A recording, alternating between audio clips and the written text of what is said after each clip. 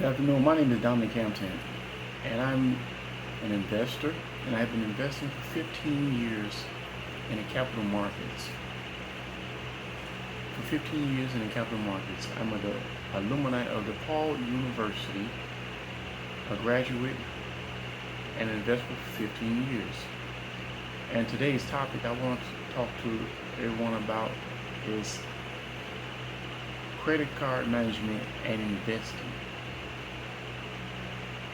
And came up with some statistics here. And according to bank rate, over nearly 14% of all Americans have credit card debt of over $10,000. And since the pandemic, over 33% of Americans, more than 30% of Americans have taken out credit card debt. Now, with credit card debt, it is once the balance becomes of a certain amount, it can be very difficult to get that balance down. And when you carry a balance on credit card balance and looking to invest into your future retirement on your investment account, the thing that you must realize is that credit card debt can be a hindrance. So today what I'm going to talk to you about is getting the credit card balances down on a systematic way. Now, first to start, if you have a credit card balance that's more than 20% of your monthly net income, and consider that extremely too high. You should not have a credit card balance that's over 20% of your monthly net. If you're earning $2,000 a month and your credit card balance is over $400, even though you might have a $1,000 credit card balance, a limit, and you have over 20%. 20% of your $2,000 monthly net would be $400, and if it's over that, that is too high. You cannot conveniently invest in your account when you're carrying these balances. So here today I'm going to talk about getting these balances down. Now I've come up one way of getting the credit card balance is through a systematic way of looking at it as though you can take whatever the minimum monthly payment is, pay over 50% more of the monthly payment.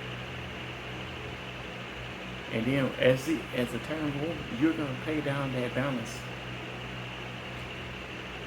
Let me give you an example. If you have, let's say, okay, $2,000 in a credit card balance. So let's say your monthly minimum payment is, what's the average? 24%. 24% divided by, well, it break it down to monthly plus the finance charge. So that's 2% per 24%. So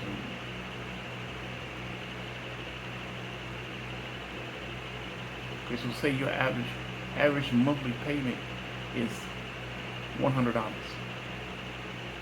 Plus, that includes the whatever the credit card company's finance charge is, because they're going to charge you a finance charge and they're going to charge you the payment. So let's say the minimum balance is $100. You take that $100 and you pay 50% more of that monthly minimum payment. That's $150 each month. So now you're paying down the minimum plus 50. Now let's say over the 6-month period, you made the monthly minimum, you made the over the 50%, which is 50, You take that, let's say over a 6-month period, you paid down $300 on it. So now you have the balance of 1700 because you made the minimum payment plus you paid over 50% of the minimum payment. So now you made so now you have the balance down to $1,700. Now over a complete year, now you have the balance down to, well, that $2,000 balance down is now down to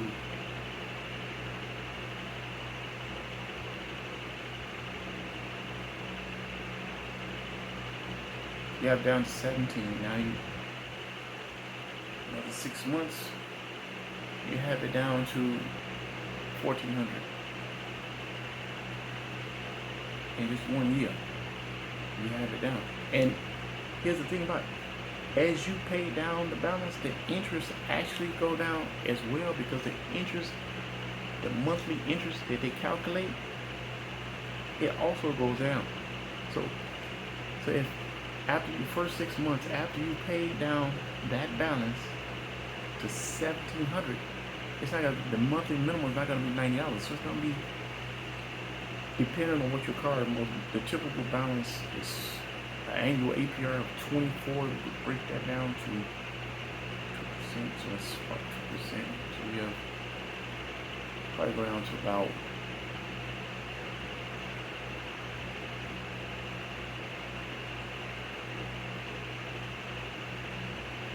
plus the finance charge. So you always, I don't know what your bank's finance charge, but let's say it's somewhere around the ballpark figure, based on whatever the finance charge is. But let's just say, let's give it a ballpark range. The balance is going to go down. Now your monthly minimum payment is going to be like $80, it's about $70. So now you just make 50% of that, 35 each month. It's going to go every 6 months, you're going to see that balance continually drop. And what you want to do is you do not want to have your credit card balances over 20% of your monthly net. Because high credit card balances does not help you to provide financial security. Investing does. Investing, that's what you want to do. That's going to be my next topic, but right now I want to focus on paying the balance down. So yeah, that strategy, keep with that strategy, just pay that balance down. You pay over 50%. I have some statistics here. According to GoBankRank.com,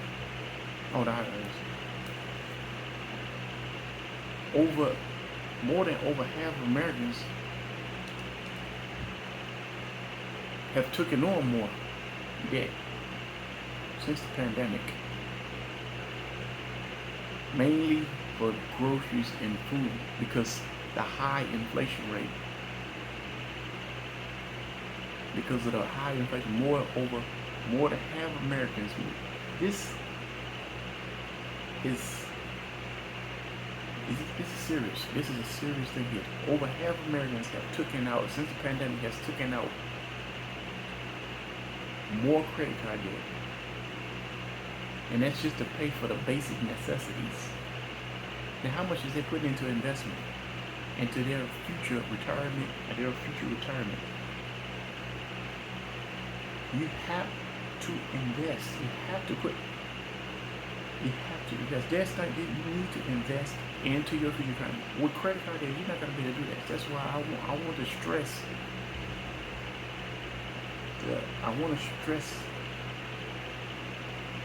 the idea of paying down on credit card debts. Pay down credit debt, you can get more into your investment. Remember, we have over 20%. If your balance is over 20% of your net, that is considered a red zone. So you want to pay it down. You want to pay over 50% of whatever the monthly net, whatever the monthly minimum payment that the credit card company is actually. You want to pay it down, but you don't want to pay it. You don't want to pay it totally off and close it out, because this will make your credit score go down. Sounds kind of weird, but it does. If you pay it all down and close a credit card, your credit card will go down. You don't want your credit score to go down, because there's a certain thing that's good debt and a certain thing that's bad debt. A good debt is your home, your house. The money that you pay on that can be interest.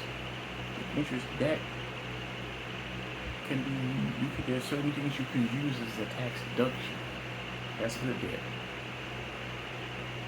Student loan, that's interest that can be used as tax deduction. Credit card debt, there's nothing about the interest that can be tax deductible. That's why I'm going to stress, you want to pay it down. Now, you can follow me. You can go to my newsletter at Money Management, Broadview Financials, moneymanagement.com, where you can read more on my monthly newsletter at broadviewfinancials.com/money-management. Now I want to stress that my next topic will be investing. I just want to keep in mind that you want to pay the credit card. And remember, if you have over 20%, if your balance is over 20% of your monthly net income, you are in a red zone. You want to pay it down.